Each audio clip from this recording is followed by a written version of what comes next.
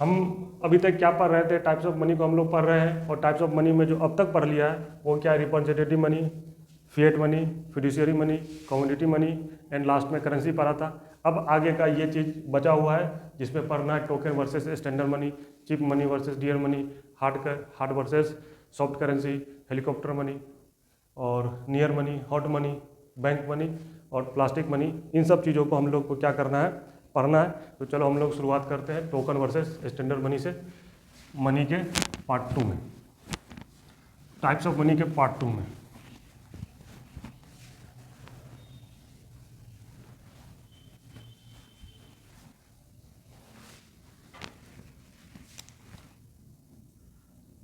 Token money versus standard money, standard money. अब इसमें जो टोकन मनी को हम लोग पढ़े और स्टैंडर्ड मनी को पढ़े, इससे पहले हम लोग को ज़रूरत ये है कि हम लोग क्या करें कि फेस वैल्यू और इंट्रिंसिक वैल्यू को समझ ले, क्योंकि बिना फेस वैल्यू और इंट्रिंसिक वैल्यू को समझे बिना हम लोग टोकन मनी और स्टैंडर्ड मनी को समझ नहीं सकते। तो समझते हैं कि फेस वैल्यू क्या होता है। फेस वैल्यू, तो फेस वैल्यू का मतलब होता है सिंपल सा कि वैसा वैल्यू जो किसी भी पेपर मनी या फिर कॉइन्स के फेस पे लिखा हो, मतलब उस पर छपा हो। फॉर एग्जांपल के लिए अगर कोई भी जैसे 500 रुपये का कोई नोट है और इसके फेस पे 500 रुपया लिखा हुआ है, इसका मतलब ये है कि इस पेपर मनी का फेस वैल्यू कितना हो गया, फेस वैल्यू 500 रुपये, ठीक है। जबकि एक दूसरा टर्म आता है जिसका नाम है इंट्रिंसिक वैल्यू, और इंट्रिंसिक वैल्यू का मतलब होता है कि कॉस्ट ऑफ प्रोडक्शन को ही हम लोग क्या बोलते हैं, इंट्रिंसिक वैल्यू बोलते हैं। फॉर एग्जांपल के लिए आरबीआई ने 2021 में अपने एक रिपोर्ट में बताया था कि मुझे या हमें एक पेपर मनी 500 रुपये के पेपर मनी को छापने में तकरीबन 50 रुपये का खर्च आता है। इसका मतलब ये हुआ कि इस आरबीआई के द्वारा जो जारी 500 रुपये का नोट है, इसका इंट्रिंसिक वैल्यू आईवी ये कितना हो जाएगा, 500 रुपये, क्योंकि इस 50 रुपये, क्यों, क्योंकि इसका कॉस्ट ऑफ प्रोडक्शन कितना है, 50 रुपये है, ठीक है। तो सिंपल सी बात, अगर फिर से अगर हम लोग इसको रिकॉल करने की कोशिश करें तो ये क्या है कि फेस वैल्यू क्या होता है। फेस वैल्यू वैसा वैल्यू होता है जो कि किसी भी कॉइन्स अथवा पेपर मनी के उसके ऊपर लिखा हो या उसके फेस पे लिखा हो, उसको फेस वैल्यू बोलते हैं, सिंपल सी बात है।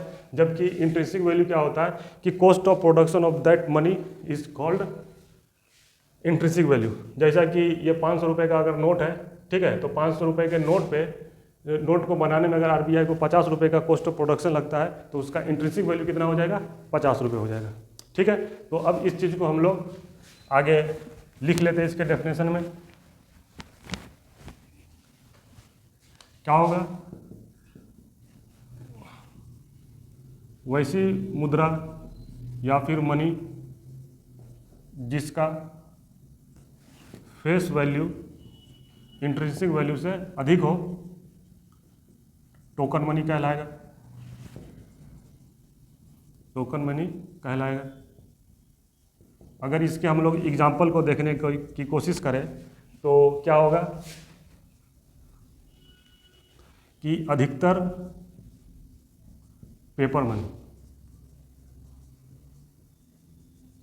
ठीक है ना, जो अधिकांश जो पेपर मनी होंगे वो क्या होंगे, ऑलमोस्ट लगभग सारे जो पेपर मनी होते हैं वो क्या होते हैं, टोकन मनी के एग्जाम्पल होते हैं, क्योंकि उसका फेस वैल्यू होता है उसके कॉस्ट ऑफ प्रोडक्शन से ज़्यादा होता है। कुछ ही ऐसे नोट होंगे जिसका फेस वैल्यू और इंट्रिंसिक वैल्यू बराबर होगा, उसकी चर्चा हम लोग थोड़ी देर में करेंगे। लेकिन अगर इसका एग्जाम्पल पूछे तो ऑल द पेपर मनी नहीं बोल देना, इसका एग्जाम्पल क्या होगा, ऑलमोस्ट ऑल, मतलब लगभग सभी, लेकिन पूरा नहीं, सारा का सारा नहीं। इस चीज़ को हम लोग समझेंगे। तत्काल में ये समझ लो कि अधिकतर पेपर मनी जो होते हैं वो किसके एग्जाम्पल होते हैं, टोकन मनी के एग्जाम्पल होते हैं। अब है कि स्टैंडर्ड मनी, इसको हम लोग क्या बोलते हैं, फुल बॉडीड मनी भी बोलते हैं, इसका दूसरा नाम है। और इसका डेफिनेशन ये है कि वैसा टाइप का मनी जिसका इंट्रिंसिक वैल्यू और फेस वैल्यू क्या होगा, दोनों का दोनों बराबर होगा, उसको हम लोग बोलेंगे स्टैंडर्ड मनी। तो इसको लिख लेते हैं, वैसा मनी जिसका फेस वैल्यू और इंट्रिंसिक वैल्यू बराबर हो उसे स्टैंडर्ड मनी कहते हैं, स्टैंडर्ड मनी कहते हैं। अगर हम लोग इसके एग्जाम्पल को ढूंढने की कोशिश करें तो इसका एग्जाम्पल क्या होगा, अधिकतर मेटालिक मनी, ऑल नहीं, अधिकतर मेटालिक मनी या अधिकांश मेटालिक मनी इसके एग्जाम्पल होंगे। जैसे कि कोई भी कॉइन है, वो क्या है, एक टाइप का मेटालिक मनी है, तो कॉइन भी इसका एग्जाम्पल हो जाएगा। लेकिन ऑल कॉइन्स नहीं, ठीक है ना, almost all the coin but not all the coins are example of standard money. क्यों? उसके पीछे रीजन है कि अधिकतर जो कॉइन्स होते हैं उसका इंट्रिंसिक वैल्यू फेस वैल्यू तो क्या होता है, बराबर होता है, लेकिन कुछ केसेस में क्या होता है कि उसका फेस वैल्यू इंट्रिंसिक वैल्यू से अधिक होता है। चलिए अब हम लोग देखते हैं हार्ड करेंसी और सॉफ्ट करेंसी के बारे में पढ़ते हैं। तो हार्ड करेंसी क्या होता है, वैसी देश का मुद्रा जो अपने वैल्यू को एक पीरियड के दौरान में क्या होती है, खोती नहीं है, बल्कि उसमें निरंतर इजाफा देखा जाता है। वैसे करेंसी को हम लोग क्या बोलते हैं, हार्ड करेंसी बोलते हैं। जबकि सॉफ्ट करेंसी वैसे देश के करेंसी को बोलते हैं जो एक over the period of time में अपने वैल्यू को निरंतर होती रहती है और उसके मूल्य में इजाफा देखा नहीं जाता है। जैसे कि फॉर एग्जांपल के लिए हम लोग ये देखें कि यूएस डॉलर हो गया, ब्रिटेन का पाउंड, रसिया का रूबेल, चाइना का युआन और जापान का येन, ये सब जो विकसित देश के जो कंट्री के जो करेंसी है, वो करेंसी क्या करता है, उसमें निरंतर क्या होता है, उसके इंटरनेशनल वैल्यू में लगातार वृद्धि होती रहती है। जबकि अगर हम लोग सॉफ्ट करेंसी की एग्जांपल देखें तो ये सॉफ्ट करेंसी के एग्जांपल कौन से होंगे, इंडियन रुपी, पाकिस्तान रुपी, म्यांमार के जो भी करेंसी है, इन सब में क्या होता है कि निरंतर उसके इंटरनेशनल मार्केट में उसके वैल्यू में गिरावट आती जाती है। इसलिए वो सारे के सारे किसके एग्जाम्पल है, सॉफ्ट करेंसी के एग्जाम्पल है। ठीक है, तो अगर हम लोग इस चीज़ को लिखना चाहें तो क्या लिख सकते हैं कि वैसी करेंसी जो इंटरनेशनल मार्केट में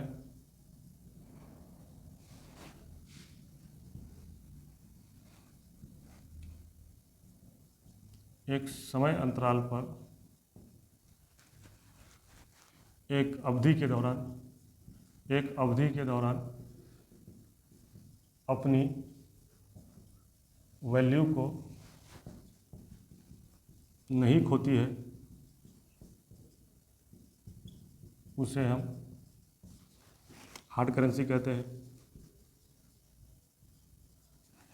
ठीक है, और दूसरी अगर हम लोग ये बात कर लें तो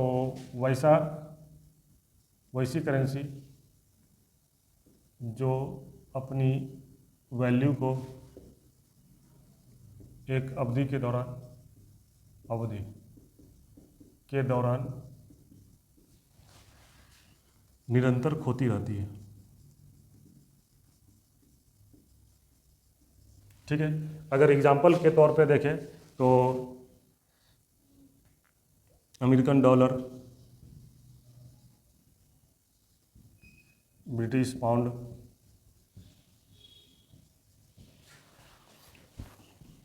Chinese yuan, Japanese yen and Russian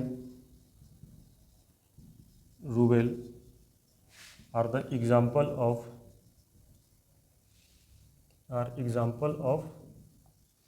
hard currency,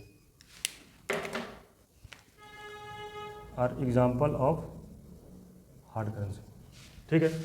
अगर इस तरह पे इसके एग्जाम्पल को देख लें तो Indian rupee, Pakistani rupee,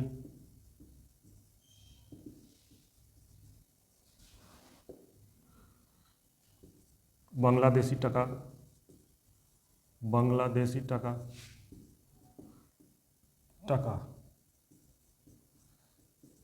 are the example of soft currency. ठीक है, सिंपल सी बात है कि American dollar, British pound, Chinese yuan, Japanese yen, Russian rouble जो कि है हार्ड करेंसी के एग्जाम्पल है। क्यों? क्योंकि ये over the period of time में अपने वैल्यू को खोती नहीं है, बल्कि उसके एक्सचेंज रेट में देखना कि आप निरंतर उछाल देखते रहोगे। Indian rupee, Pakistani rupee, Bangladeshi taka are the example of क्या है, सॉफ्ट करेंसी। जैसे कि अगर हम लोग को एग्जाम्पल को देखें तो 2007 के आसपास अगर हम लोग देखें तो $1 बराबर 47 रुपया हुआ करता था, जो कि आज 2022 में $1 बराबर 80 रुपये के आसपास ये चीज़ें चल रही है। तो यहाँ पे आपने देखा कि जो अमेरिकन डॉलर है उसका वैल्यू क्या है, लगातार इंटरनेशनल मार्केट में बढ़ता जा रहा है, डॉलर का एक्सचेंज रेट बढ़ता जा रहा है, जबकि इंडियन रुपी का वैल्यू क्या है, इंटरनेशनल मार्केट में घटता जा रहा है, जबकि घटता जा रहा है।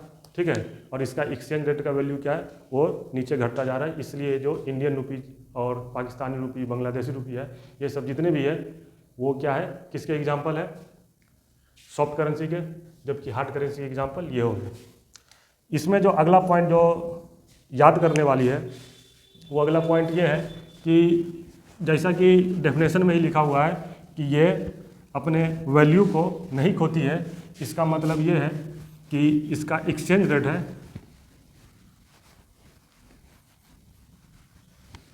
अगर हम लोग देखें अगला पॉइंट लिखे तो इसका क्या है, एक्सचेंज रेट विल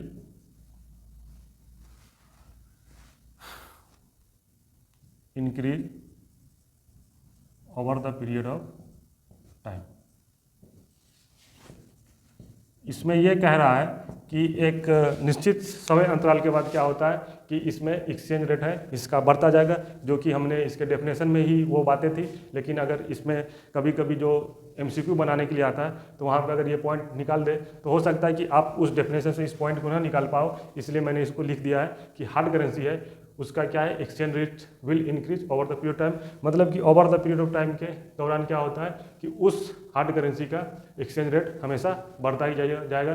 जैसे कि डॉलर का जो एक्सचेंज रेट था कभी 47 रुपया था अगेंस्ट द रुपीज़, जो कि आज $1 बराबर 80 रुपया हो गया। मतलब कि उसका वैल्यू जो है बढ़ रहा है। जबकि इसमें क्या है कि सॉफ्ट करेंसी का क्या है कि exchange rate will decrease over the period of time. मतलब कि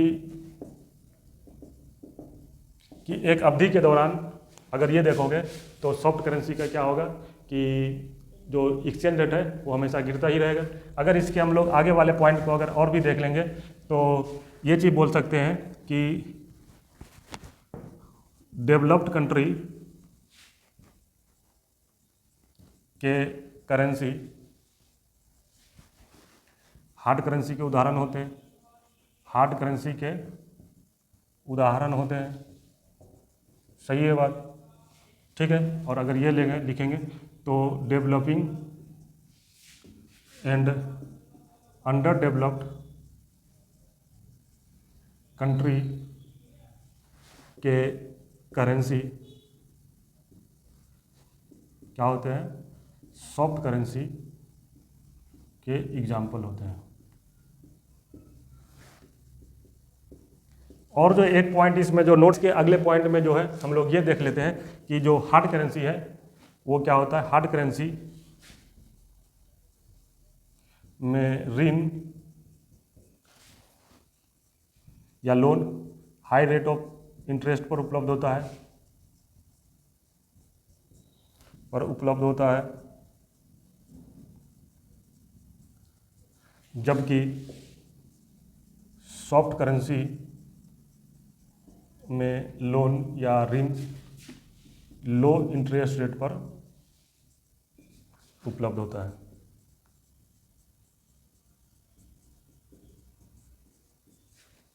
ठीक है, इसके पीछे जो सिंपल कारण ये है कि hard currency high rate of interest पे इसलिए मिलता है क्योंकि ये ओवर द पीरियड टाइम में अपने वैल्यू को नहीं खोता है। अगर कोई देश अगर किसी हार्ड करेंसी को लोन पे लेता है और अगर वो कुछ दिन यूज भी नहीं करता है तो उसे पता होता है कि उसका जो वैल्यू है वो खोएगा नहीं। इसलिए जब भी हार्ड करेंसी जब लिया जाता है, उसके अलावा ये भी कारण है कि हाई रेट ऑफ इंटरेस्ट मिलने का, क्योंकि अगर हार्ड करेंसी अगर डॉलर अगर हमने उधारी पे लिया तो उस डॉलर से हम किसी भी देश में विश्व के किसी भी देश में जाके खरीदारी कर सकते हैं, और इसलिए ये मूल्यवान होता है। और जिस भी चीज़ की वैल्यू होगी उसको हम लोग क्या करेंगे, महंगे दर पे ही हमें मिलेगा, महंगे रेट पे ही मिलेगा। इसलिए जो हार्ड करेंसी होता है जो हाई रेट ऑफ इंटरेस्ट पे मिलता है। जबकि अगर सॉफ्ट करेंसी की बात करते हैं तो ये जो लो इंटरेस्ट रेट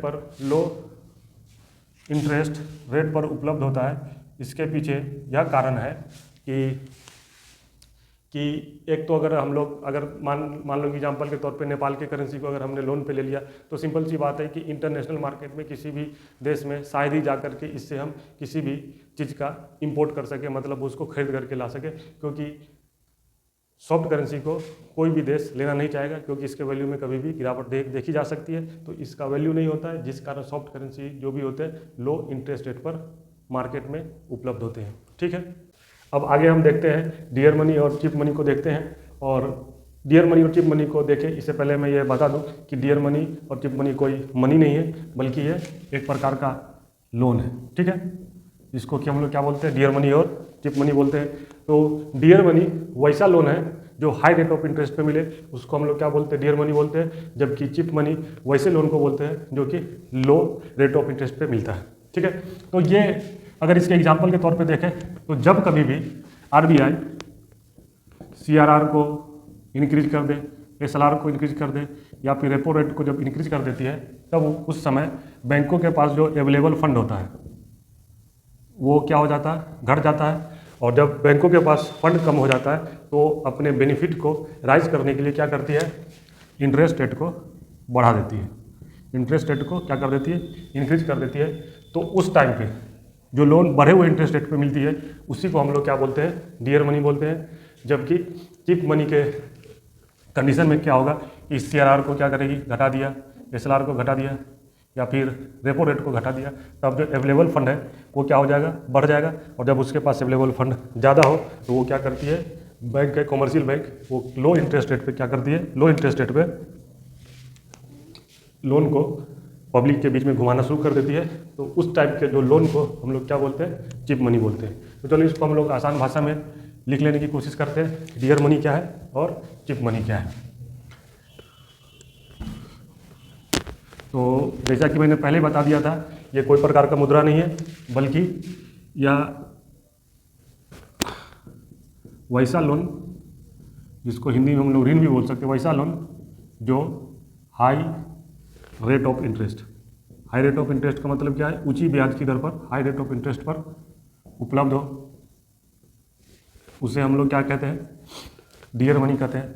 उसे हम डियर मनी कहते हैं। और वैसा मनी नहीं, बल्कि लोन जो लो रेट ऑफ इंटरेस्ट पर मिलती है, लो रेट ऑफ इंटरेस्ट पर मिले तो उसे हम डियर मनी कहते हैं। ठीक है, अगर एग्जाम्पल के तौर पे अगर हम लोग देखने की कोशिश करें तो सिंपल सी बात है कि जब कभी RBI टाइट मॉनेटरी पॉलिसी का मतलब होता है जहाँ पे टाइट मॉनेटरी पॉलिसी के तहत RBI CRR, SLR and repo rate ETC को बढ़ा दे,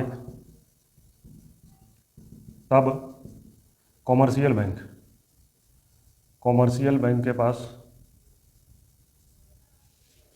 के पास लोन देने के लिए फंड में कमी आ जाती है, जिसकी भरपाई के लिए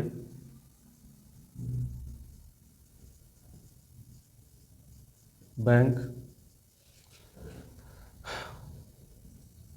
रेट ऑफ इंटरेस्ट को बढ़ा देती है, वैसी लोन क्या होगा, डियर मनी के एग्जाम्पल होंगे,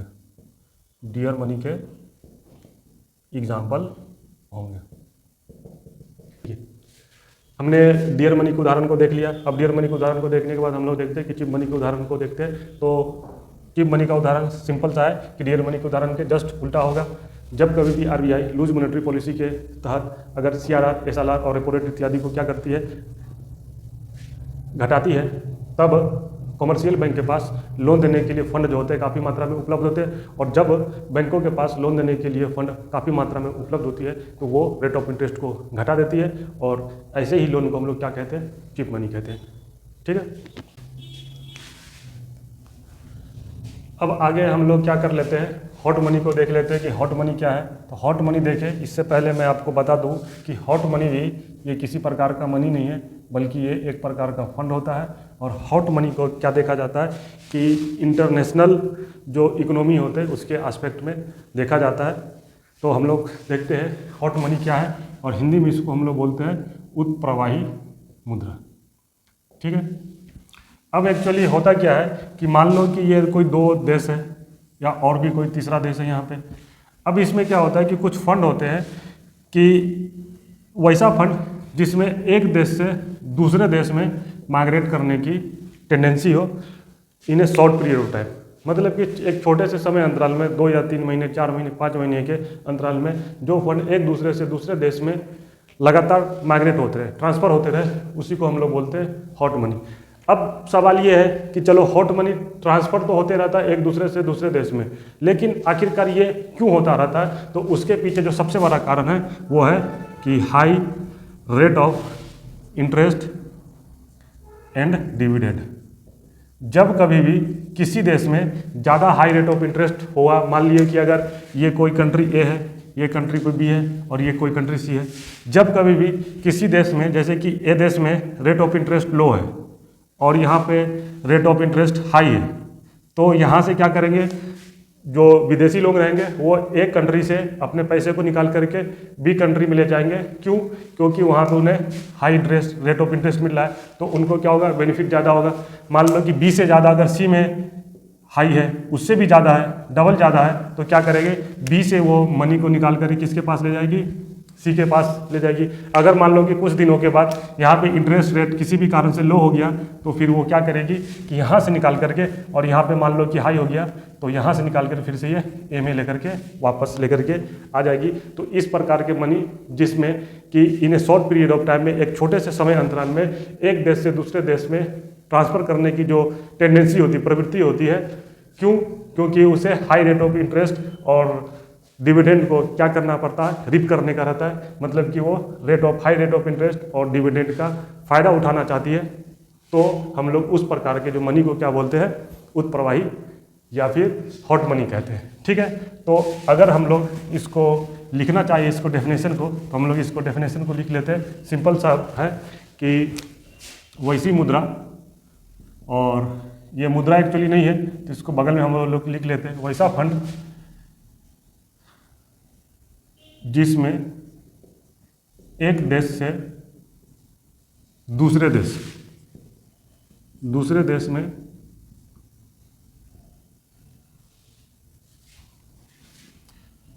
एक छोटी सी समय अंतराल में, एक छोटी सी समय अंतराल का मतलब एक छोटी सी टाइम पीरियड में माइग्रेट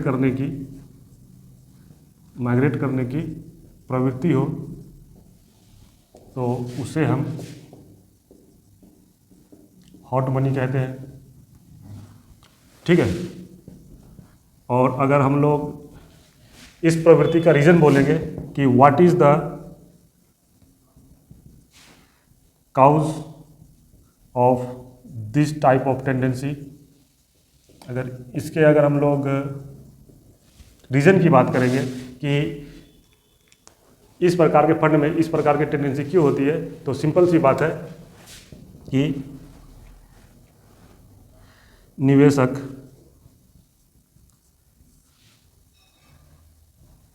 है ना, ऊंचे ब्याज दर, या निवेशक या इसको इन्वेस्टर भी बोलते हैं,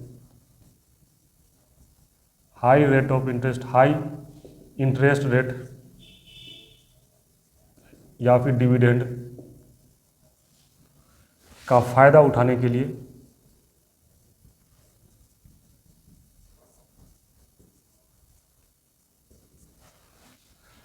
फंड को एक देश से दूसरे देश में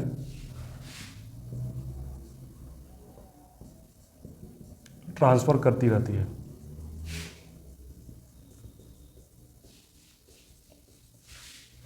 अगर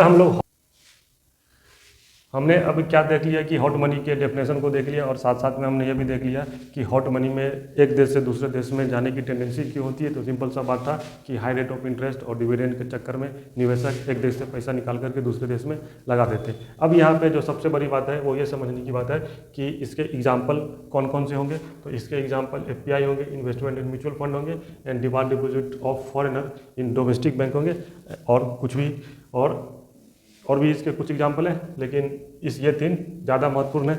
और UPSC मुख्य रूप से जो हॉट मनी के है एग्जाम्पल पे ही ज़्यादा फोकस करती है और करेगी। ठीक है, अभी इसके समझ लेते हैं एग्जाम्पल की FPI, investment in mutual fund, और demand deposit of foreigner in domestic bank क्यों हॉट मनी के एग्जाम्पल है। तो सीधी सी बात है कि जब कभी भी कोई फॉरेन इन्वेस्टर जो FPI के रूप में पैसा लगाएगा, या फिर इन्वेस्टमेंट इन म्यूचुअल फंड करेगा, या फिर demand deposit of foreigner in domestic bank, मतलब कि कोई भी विदेशी जो किसी भी देश के बैंक में जाकर के डिमांड डिपॉजिट रखेगा, तो वो सारे के सारे हॉट मनी के एग्जाम्पल होंगे। क्योंकि इसके पीछे कारण ये है कि अगर डिमांड डिपॉजिट उसने रखा तो वो आसानी से क्या कर सकता है, टाइम डिपॉजिट जो होता है कि एक फिक्स्ड पीरियड के लिए आपको पैसे जमा करना होता है, लेकिन जबकि डिमांड डिपॉजिट होता है कि आप कभी भी मर्जी करें आप उस डिपॉजिट को बाहर निकाल सकते हो। तो इसलिए कोई भी फॉरेनर अगर किसी भी दूसरे देश में जाकर के डिमांड डिपॉजिट वो रखता है तो वो कभी भी उस डिमांड डिपॉजिट को जाकर के निकाल सकता है, और वो क्या कर सकता है, दूसरे देश में जाकर के जहाँ की हाई रेट ऑफ इंटरेस्ट है वहाँ पे वो जमा कर सकता है। तो ये भी है एक हॉट मनी की एग्जांपल है। Investment in mutual fund FPI का एग्जांपल इसलिए है क्योंकि म्यूचुअल फंड में जब भी पैसा लगाते हो तो आपको पैसा लगाने के बाद क्या मिलता है, एक यूनिट मिलता है, और उस यूनिट को आप कभी भी स्टॉक एक्सचेंज में जाकर के बेच सकते हो। बेचना बड़ी आसान होता है। तो अगर जब कभी भी आपको ऐसा दिखे कि दूसरे देश के मार्केट में म्यूचुअल फंड के यूनिट पे अगर ज़्यादा रिटर्न आ रहा है तो आप क्या करोगे कि म्यूचुअल फंड के यूनिट को स्टॉक एक्सचेंज में बेच करके आप पैसा निकाल लोगे और उस पैसे को दूसरे देश में लगा दोगे जहाँ पर हाई रेट ऑफ इंटरेस्ट मिल रहा है। ठीक है, FPI के भी साथ वही है। जब FPI के रूप में जब अगर आप पैसे लगाते हो तो वो पैसा के लगाने के बाद आपको क्या मिलता है, शेयर मिलता है, और ये जो शेयर है आप आसानी से स्टॉक एक्सचेंज में जा कर के बेच सकते हो, और वहाँ से भी आप आसानी से पैसे निकाल सकते हो, और दूसरे देश जहाँ पर ज़्यादा शेयर में डिविडेंड मिल रहा है आप वहाँ लगा सकते हो। तो इस प्रकार जो डिमांड डिपॉजिट है, इन्वेस्टमेंट इन म्यूचुअल फंड है, और FPI है जो कि एग्जांपल है क्या है, हॉट मनी का। अगर हम लोग देख ले कि क्या FDI इसका एग्जांपल है हॉट मनी का, तो इसका आंसर होगा नहीं है।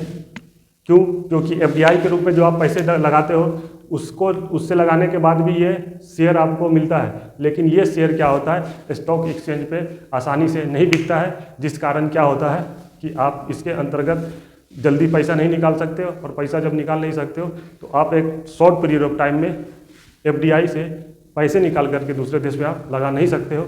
इसलिए ये जो FDI है वो क्या है, हॉट मनी का एग्जाम्पल नहीं है। ठीक है, तो अगर इसको और भी अगर हम लोग अच्छे से समझना है तो इसके ऊपर एक हम लोग क्या कर लेते हैं, एक बढ़िया सा एक MCQ बना लेते हैं, और MCQ जैसे बना लोगे तो आपको हॉट मनी के ऊपर जो भी कंसेप्ट है वो बड़ा ही अच्छा से क्लियर हो जाएगा। तो हम लोग देखते हैं, करते हैं कि which of the following is example of hot money. इस क्वेश्चन को करते हैं। ठीक है, MCQ।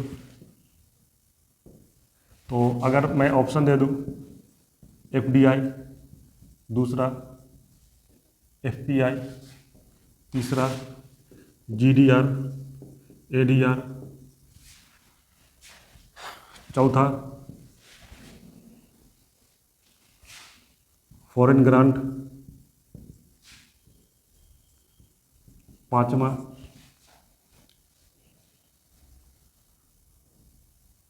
डिमांड डिपॉजिट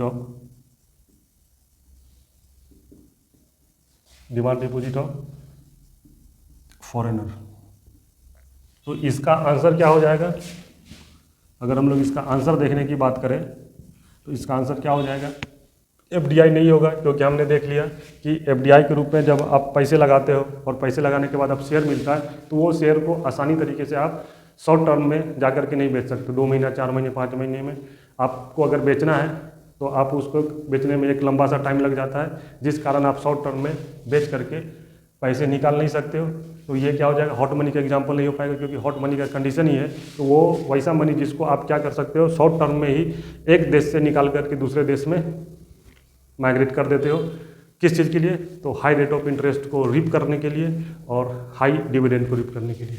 ठीक है, एफपीआई इसका एग्जांपल है, क्योंकि जब एफपीआई में पैसे लगाते हो तो वो शेयर क्या होता है, आसानी से स्टॉक एक्सचेंज में बेचा जा सकता है। जब कभी भी आपको हाई रेट ऑफ इंटरेस्ट दूसरे देश में दिखता है तो आप यहाँ से पैसे निकाल करके दूसरे देश में तुरंत लगा देते हो। अब ये वाला बात है, डिमांड डिपॉजिट के भी बारे में देख लिया कि डिमांड डिपॉजिट वैसा डिपॉजिट होता है जिसको आप कभी भी निकाल सकते हो। कोई फिक्स पीरियड के लिए आप डिपॉजिट किसी बैंक में जब जमा कर देते हो तो उसको टाइम डिपॉजिट बोलते हैं। लेकिन डिमांड डिपॉजिट वैसा डिपॉजिट होता है जिसमें आपको राइट होता है कि आप किसी भी समय आप उस डिपॉजिट को निकाल सकते हो। तो डिमांड डिपॉजिट ऑफ फॉरेनर भी क्या होगा? एक टाइप का हॉट मनी होगा, क्योंकि अगर कोई फॉरेनर को दूसरे देश में लग रहा है कि वो हाई रेट ऑफ इंटरेस्ट है तो वो आएगा और डिमांड डिपॉजिट को निकाल लेगा और निकाल करके वो दूसरे देश में लगा देगा। क्या अब ये वाला सवाल इस चीज़ पे देखना जरूरी है कि क्या फॉरेन ग्रांट हॉट मनी का एग्जांपल है? तो इसका आंसर होगा नो। क्यों? क्योंकि जब कभी भी आपको कोई फॉरेन कंट्री आपको ग्रांट देती है, इसका मतलब है, ग्रांट का मतलब ही होता है एक टाइप का गिफ्ट और उपहार, और गिफ्ट कभी भी वापस दिया नहीं जाता है और आपसे कोई भी जो व्यक्ति आपको गिफ्ट दिया है वो आपसे मांगने का अधिकार उसके पास नहीं होता है। तो जब भी कोई विदेशी आदमी अगर आपको फॉरेन ग्रांट दिया है तो इसका मतलब है कि वो आपके पास वो फंड हमेशा के लिए, वो जो ग्रांट है हमेशा के लिए आपके पास रहेगा, आपको किसी भी समय उसको लौटाना नहीं है। तो वैसी परिस्थिति में क्या हो जाएगा कि फॉरेन ग्रांट क्या हो जाएगा? हॉट मनी का एग्जाम्पल नहीं होगा। क्यों? क्योंकि फॉरेन ग्रांट आपके पास ही रहता है, आपको कभी लौटाना नहीं रहता है। तो इसमें क्या होता है कि शॉर्ट पीरियड ऑफ टाइम में एक देश से दूसरे देश में जाने की प्रवृत्ति कतई नहीं रहती है। तो इसका आंसर क्या हो जाएगा? 1, 2, मतलब 2 और 5 ही इसका आंसर होगा। फॉरेन ग्रांट इसका आंसर नहीं होगा, क्योंकि ये कभी भी माइग्रेट करने की प्रवृत्ति नहीं होती। एक बार आपके पास अगर कोई किसी ने ग्रांट दे दिया तो आपसे कभी भी नहीं मांगता। एफडीआई भी इसका उदाहरण नहीं है, और जीडीआर और एडीआर भी इसका उदाहरण नहीं है। अभी जीडीआर और एडीआर क्या होता है ये आपको समझ में नहीं आएगा। जब हम लोग ग्लोबल डिपॉजिटरी रिसिप्ट और अमेरिकन डिपॉजिटरी रिसिप्ट को हम लोग पढ़ेंगे तब आपको ऑटोमेटिकली समझ में आ जाएगा कि ये इसका एग्जाम्पल नहीं है, हॉट मनी का एग्जाम्पल नहीं है। ठीक है, तो ये भी इसका एग्जाम्पल नहीं है। कैसे है? जब आप एडीआर जीडीआर को पढ़ोगे तो अपने आप वो चीज़ें समझ में आ जाएगी। आगे के टॉपिक में हम लोग एडीआर और जीडीआर को डिटेल में पढ़ेंगे। ठीक है, अब इससे काफ़ी बढ़िया क्वेश्चन आ सकता है एमसीक्यू। ये यूपीएससी में पीटी के लिए बहुत ही वीवीआई क्वेश्चन है। ये कभी भी आपको पूछा जा सकता है, और ये यूपीएससी लेवल का ही क्वेश्चन है। अगर यूपीएससी में लेवल 5 कर दे 1, 2, 3 तो ये 5वां लेवल का क्वेश्चन है। ठीक है, देखो आगे हम लोग पढ़ते हैं नियर मनी, और इसको हिंदी में हम लोग क्या बोलते हैं? आभासी मुद्रा भी बोलते हैं। नियर मनी समझना बहुत ही आसान है। नियर मनी वैसे मनी को बोलते हैं जिसको कि हम लोग क्या कर सकते हैं, आसानी से फिएट मनी में कन्वर्ट कर सकते हैं या फिर फिएट मनी के साथ एक्सचेंज कर सकते हैं। वैसे मनी को हम लोग क्या बोलते हैं?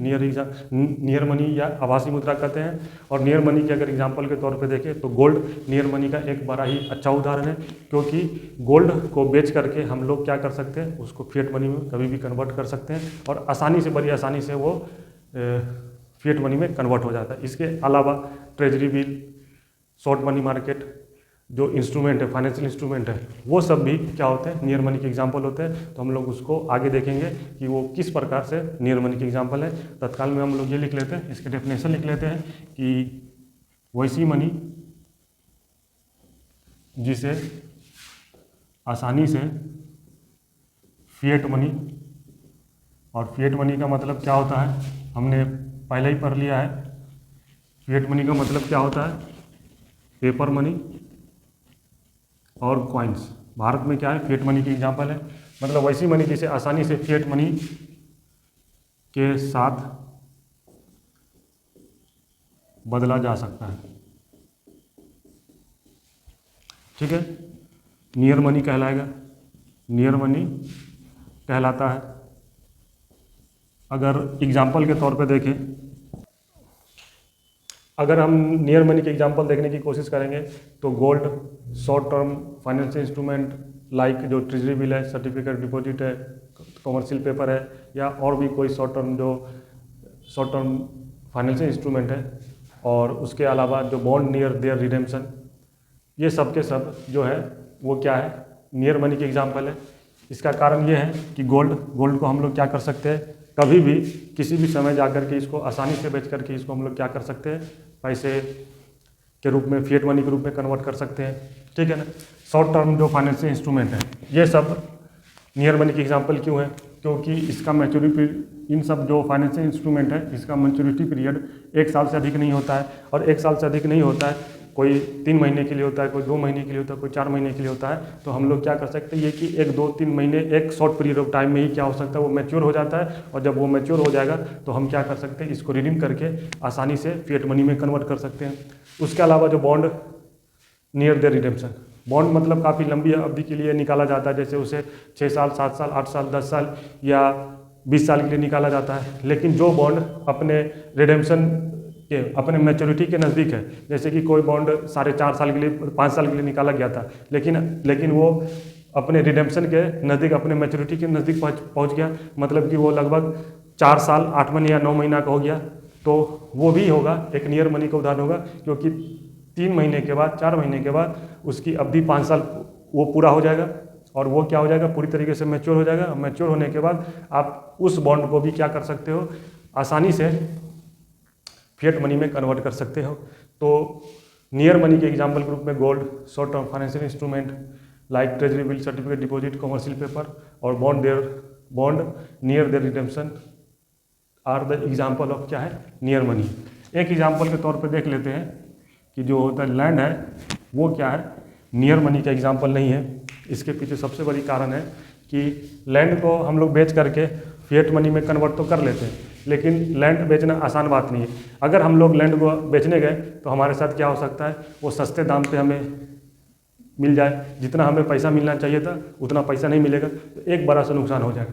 तो लैंड क्या है, एक नियर मनी का एग्जाम्पल नहीं है, क्योंकि ये आसानी से आपको बिकता नहीं है। बेचने के लिए और सही दाम निकालने के लिए आपको मशक्क़त करनी पड़ती है। तो लैंड क्या है, एक नियर मनी का एग्जाम्पल नहीं है। ठीक है, तो आई होप कि आप लोग नियर मनी को भी समझ गए होंगे। ठीक है, अब आगे हम लोग देख लेते हैं कि बैंक मनी क्या है, प्लास्टिक मनी क्या है, और उसके बाद हेलीकॉप्टर मनी क्या है। ये 3 ही मनी बचे हैं। तो बैंक मनी में भी ज़्यादा कुछ नहीं हमें पढ़ना है, सिंपल सा एग्जाम्पल लिख लेना है, क्योंकि इसमें कोई कंसेप्ट है नहीं, कंसेप्ट नाम की कोई चीज़ नहीं है। तो सिंपल आप बैंक मनी के उदाहरण लिख लो, और इसमें कोई डेफिनेशन वगैरह जानने की ज़्यादा ज़रूरत है नहीं। तो हम लोग देख लेते हैं कि बैंक मनी के बारे में केवल इतना लिखना है कि cheque, demand draft, ETC are the example of bank money. ठीक है, और प्लास्टिक मनी के बारे में भी ज़्यादा कुछ नहीं पढ़ना है, उसमें भी कोई कंसेप्ट नहीं है, सिंपल इतना जान लो उसके कुछ उदाहरण कि कौन कौन से चीज़ प्लास्टिक मनी के उदाहरण है। तो इसमें हम लोग लिख लेते हैं कि ATM card, credit card, debit card